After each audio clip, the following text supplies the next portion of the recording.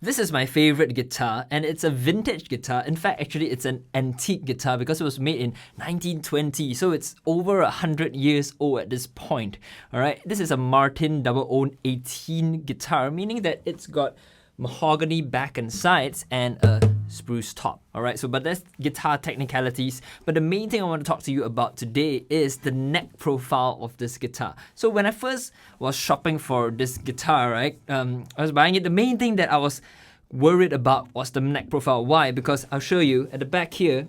You can see it's a really, really sharp V neck. All right, by V, if you look at it at this angle here, you can see it's kind of like an inverted V. It's really, really pointed over here.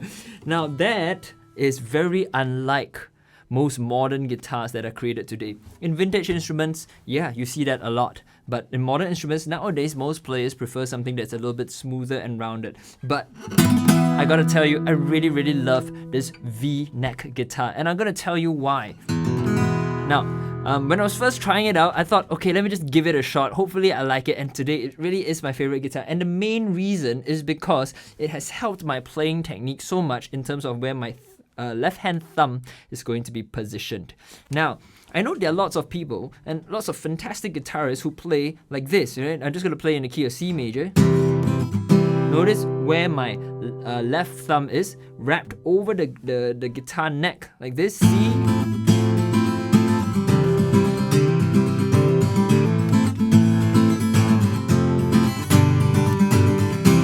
Alright, so that's a very common way of playing, but what I have trained myself to do over the years is to not leave the thumb over the fretboard, over the neck all the time, right? It's not going to be a standard technique. Instead, I want my thumb to move the back here such that it is in the middle of the neck, at the back of the neck. Alright, so the one thing that really helps is having this sharp V, because I can literally feel where the middle of the neck is, and that's really, really helpful in putting my thumb right at the middle of the neck, at the back of the neck. Now, why do I want to do this? Well, actually, this is the technique that classical guitarists use, flamenco guitarists use, and of course, many electric and steel string guitarists also use this technique. And this actually gives us a lot more control over our fretting hand. And let me prove it to you, all right? And then I'll talk a little bit about why many players play with the thumb over this. But first, I want to convince you why it's actually good practice to put your thumb at the back of the neck, in the middle of the neck, all right? More or less in the middle. Well, let's just say that we are playing the key of C major and with our thumb over here. So we play the C major chord, no problem, right? Simple. A lot of people can play this. Then let's go to A minor. Yeah, no problem. But now let's go to F major, bar chord version. Bar chord, I need to play like this. And that's how I play my bar chord. But notice, where did my thumb go? It kind of disappeared, right? It's no longer over the guitar neck. It's forced, if you look at it here in this angle, it's forced to go to the back of the neck, right in the middle. And I can really feel where my thumb is because of this sharp V. And that's because in order to form bar chords, we need as much strength and control in our left hand as possible. And in order to do that, we need our thumb to be placed behind the neck. I think it's impossible to play a bar chord with my thumb up here. All right, so you might think, okay, well, maybe I'll just put it at the back for bar chord. So that would look something like this if I'm in playing in C major. C, A minor, no problem. And then F, okay, I'll switch here. And then I'll go back to C like this. Well, yes, that's fine. But I would say, why do you even want to do that? Why do you want to leave your thumb up here for most of the time, and only when you play bar chords, you go into this position where the thumb is at the back of the neck? Because if you realize, bar chords are difficult chords to play, and we need good technique in our left hand, good muscular control and more strength to achieve that bar chord. Why not use this better position? By better, I mean because it enables us to play bar chords comfortably.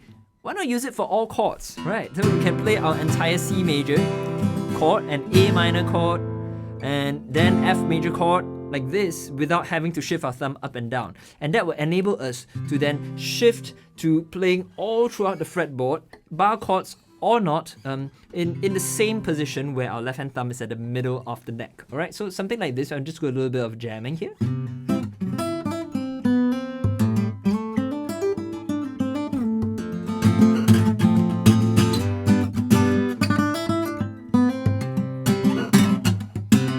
Okay, so if you notice, my thumb, you didn't see it peeping out here, right? It was always at the back of the neck. Now, so that's why I prefer to use a V-neck, because I can really feel where my thumb is, and it forces me to get that good technique down. And honestly, after I've played this guitar for many years, I hardly even notice that it's a sharp V. It's not as though it hurts my thumb. I've never had any problems. All right, it's sharp, but you know, it's not like a razor sharp. It's not like a knife. It's not going to cut my skin. In fact, it just gives me a little bit more confidence knowing that I am forming my chords with the right thumb position. All right, now that's not to say that it's illegal to put your thumb over the fretboard. I'm not going to suggest that. I'm not going to say that, because there are many great guitar players who do. But what I'm suggesting is, for default playing, put your thumb at the middle of the neck, at the back of the neck.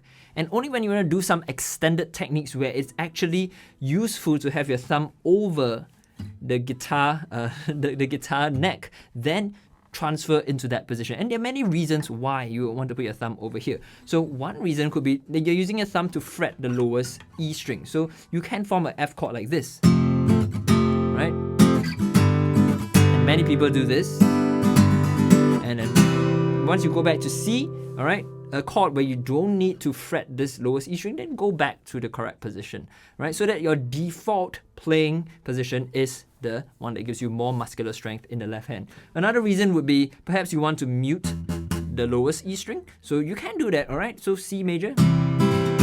If you prefer to be a little bit more expressive with your right hand and you just want to take all the strings, but you know that for C major chord, the E string, the low E string has to be muted, then yeah, go ahead, use your thumb to mute the string. But if you are playing a G chord, all right, G chord like this, you want to ring all the strings, there's no reason to have your thumb up here, so I recommend putting it at the back of the neck. And this V neck profile helps me get that correct position, okay? And this technique has served me so well as I do more complex arrangements of my songs, because I use bar chords and closed position chords a lot where I need this muscular strength. So for example, this song, I'll just play a little excerpt and notice where my thumb position is. You never see it peeking up the neck like this.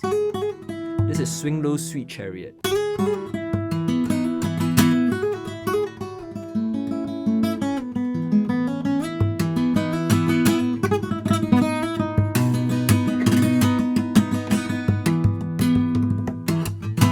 It's great for tapping as well. Notice what I'm doing with my left hand here. I'm not actually playing anything with my right hand, but I'm tapping. And to get that strength, I need my thumb to be here. If it's up here, I'm going to have very little strength to tap out the notes, which is part of my fingerstyle playing technique. Okay, so I hope that has enlightened you a little bit, shed a little bit of light about why you might want to consider using a V-neck profile. And at the same time, I hopefully have shared with you a recommendation, a technique for left hand position fretting on the guitar fretboard, where to place your thumb. Okay, now if you want to study fingerstyle guitar with me in depth, you can check out my Fingerstyle for the World guitar course. I'll put the links in the description below. And if you have any questions that you want me to address here on YouTube, just let me know in the comments. I'm more than happy to help you out, all right? I also have some free guides that you can download so that you can try your hand at some of the concepts that I've shared in this video and in other videos. All right, so I hope you have a great day and take care. Bye-bye.